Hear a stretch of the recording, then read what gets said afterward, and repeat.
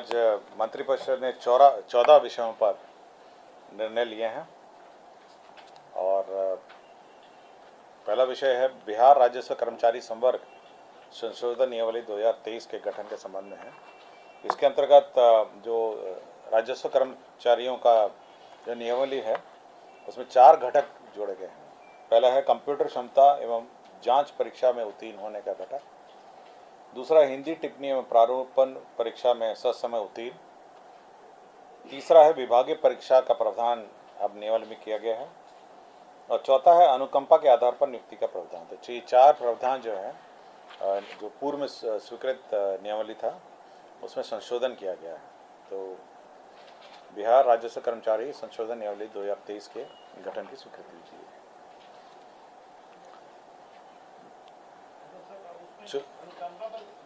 हाँ, तो वो प्रोविज़न नहीं थे तो छूट गए थे, तो डिपार्टमेंट एग्ज़ाम का प्रोविज़न नहीं था तो ये सब छोड़ दिया गया। दूसरा है कि ये वित्त विभाग का प्रस्ताव है और निर्वाचन से संबंधित है।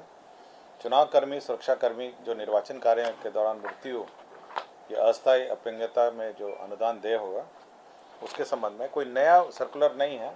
विभिन्न समय समय पर जो सर्कुलर्स निर्गत किए जाते रहे हैं उसका समेकित रूप से एक सर्कुलर बनाया गया। तो कोई नया परिवर्तन नहीं है। जो यथावत जो पूर्व में प्रावधान है मृत्यु का और अपंगता का वो एग्जैक्टली वही रखा गया है और केवल एक और जोड़ा गया है। केवल उसमें उपराष्ट्रपति और राष्ट्रपति के चुनाव को भी जोड़ दिया गया है। तो बस एक उपराष्ट्रपति और राष्ट्रपति का चुनाव जो होगा उसको भी इस श्रेणी में जोड़ा गया है। अन्यथा सभी जो इतने चुनाव हैं उसमें जो सर्कुलर और जो व्यवस्था पूर्व में थी वो यथावत रखी गई। विधानसभा, विधान परिषद, लोकसभा, बाकी सब तो ही है, राज्यसभा सब है। केवल ये 2 चुनाव जोड़े गए हैं जिसमें एक उपराष्ट्रपति और राष्ट्रपति जोड़ा गया। बाकी सब चुनाव तो है ही।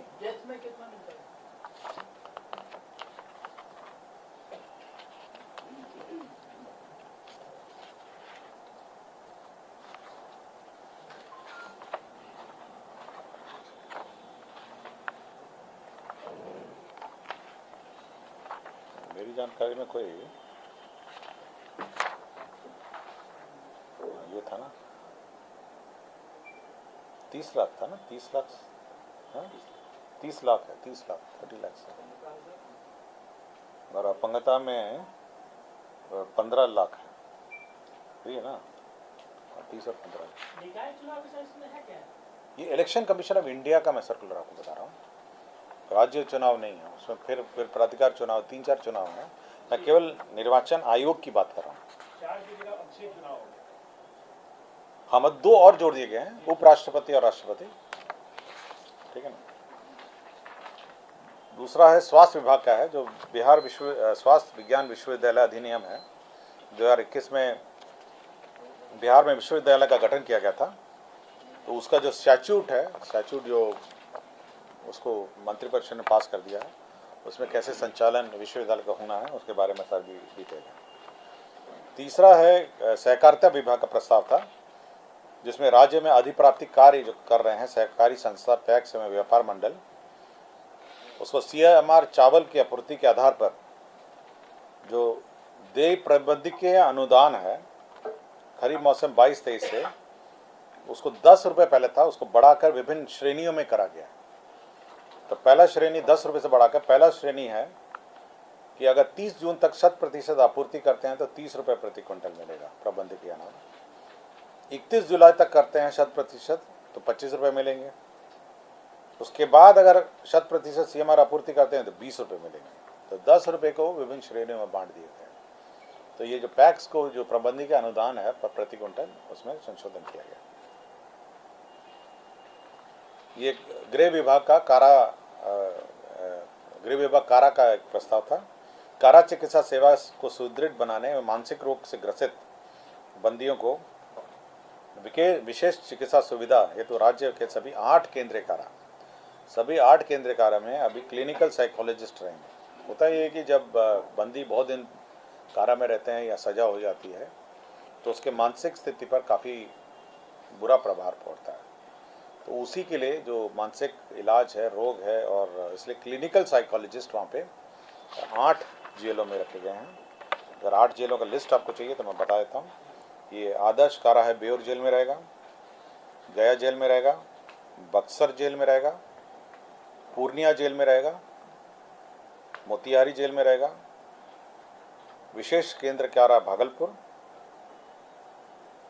और केंद्र कारा भागलपुर और खुदीराम बोस केंद्र कारा मुजफ्फरपुर। 8 जेल है। तो 8 जेल में ये 8 है। मैं फिर से पढ़ दूँ। 8 हो गया। देखिए, बेउर हो गया पटना, एक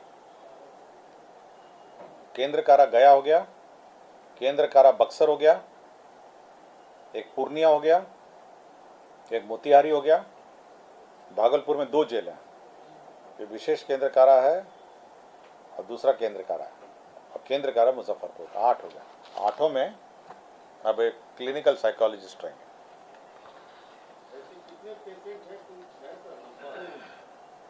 पेशेंट की संख्या नहीं है, लेकिन ये समस्या उत्पन्न हो गई है कि बंदी लोग मानसिक रूप से डिस्टर्ब्ड हो जाते हैं अगर लंबे अवधि तक जेल में रहा जाता है। ये सामान्य प्रक्रिया है और सामान्य व्यवहार है।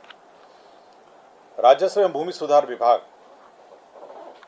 में का प्रस्ताव था। जल संसाधन विभाग के कुल 7 सिंचाई अंचल पदाधिकारी के, जल संसाधन विभाग में भी रेवेन्यू ऑफिसर से 7।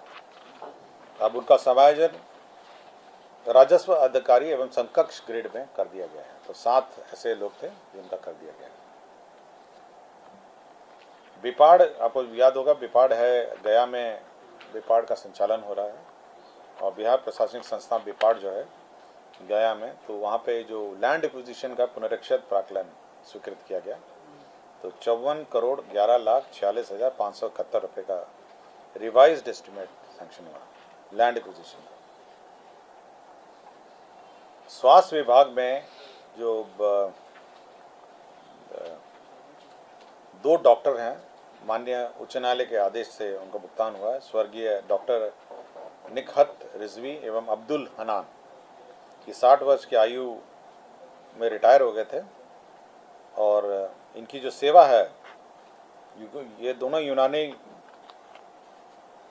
चिकित्सा पदाधिकारी थे और माननीय उच्च न्यायालय का कहना था कि जिस डेट से आपने मेडिकल जो रेगुलर मेडिकल वालों को आपने 62 किया है, इनको भी होना चाहिए था।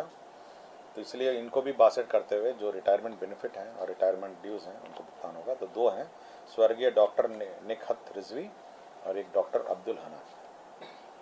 मामला अभी भी अपील में न्यायालय में लंबित है।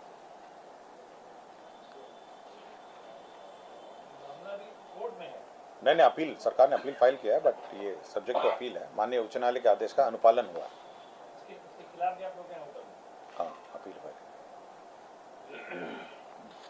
राजस्व एवं भूमि सुधार विभाग में एक ज़मीन थी, आपको याद होगा, भागवत नगर में ज़मीन में के संबंध में केस चला था और राज्य सरकार ने उसके स्थान पर गर्दनी बाग में ज़मीन आवंटित किया था। आपको याद होगा, एक बहुत पुराना केस है, ये 2013 का केस था कॉन्टेम्प्ट में। तो उसमें जब ज़मीन अलॉट हुआ तो उसमें रकबा और जो खाता और रकबे सब थे उसमें अंतर आ गया, मतलब उसमें डिफेक्टिव हो गया। तो उसी को सुधारा गया है। ये करीब कुल एकड़ था 11.86 एकड़ ज़मीन था। तो केवल रकबा और प्लॉट का जो एरियाज़ है उसका संशोधन किया गया है। मामला सर्वोच्च न्यायालय में आदेश पारित हुआ था, उसी का आलोक। हाँ, भागवत नगर में जो कंटेम्प्ट ऑफ सुप्रीम कोर्ट में केस चला, उसी में बिहार सरकार ने गर्दनी बाग में ज़मीन अलॉट की थी, हाँ, उसके एवज में। लेकिन उसमें परिवर्तन हो गया कुछ, जब एक्चुअल देखा गया उसमें एक जेई का क्या कार्यालय भी था, वो भी अलॉट हो गया था और जो खाता प्लॉट संख्या थे उसमें थोड़ा परिवर्तन हो गया, उसी को सुधारा गया है। राजस्व एवं भूमि सुधार विभाग ने राकेश कुमार तत्कालीन अंचल अधिकारी राजपुर बक्सर संप्रति पदस्थापन की प्रतीक्षा में राजस्व एवं भूमि सुधार विभाग इसको सेवा से बर्खास्त कर दिए गए। ये रंगे हाथ पैसे लेते हुए पकड़ाए गए थे और उसी के आरोप में 15,000 रुपये रिश्वत लेते हुए पकड़ाए गए थे, उसी में इनको बर्खास्त कर दिया गया। दूसरा है कि विज्ञान एवं प्रौद्योगिकी तकनीकी विभाग का है, डॉक्टर श्री गजेंद्र कुमार मिश्र थे। ये बप्रस्थ थे, संयुक्त सचिव विज्ञान एवं तकनीकी शिक्षा विभाग। 31/10/2023 को रिटायर हो रहे थे। उनको 2 वर्ष का एक्सटेंशन मिला है।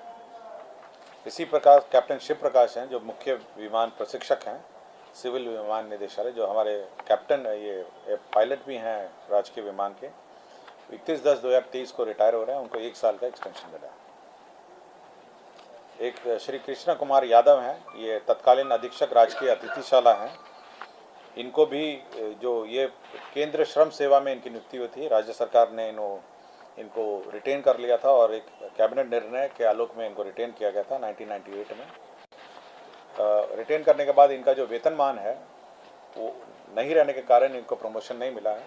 सरकार ने वेतनमान निर्धारित किया है और रिटायरमेंट के बाद इनको रिटायरमेंट ड्यूज मिलेगी। लोकसभा आम चुनाव 2024 में जो तैयारी के आलोक में जो निर्वाचन से बुक है, ट्रेनिंग बुक है, जो बुक होती है, तो छपने के लिए सरस्वती प्रेस वेस्ट बंगाल को नॉमिनेशन के आधार पर निर्णय लिया गया। यही 14 मामले हैं जिस पर निर्णय। धन्यवाद।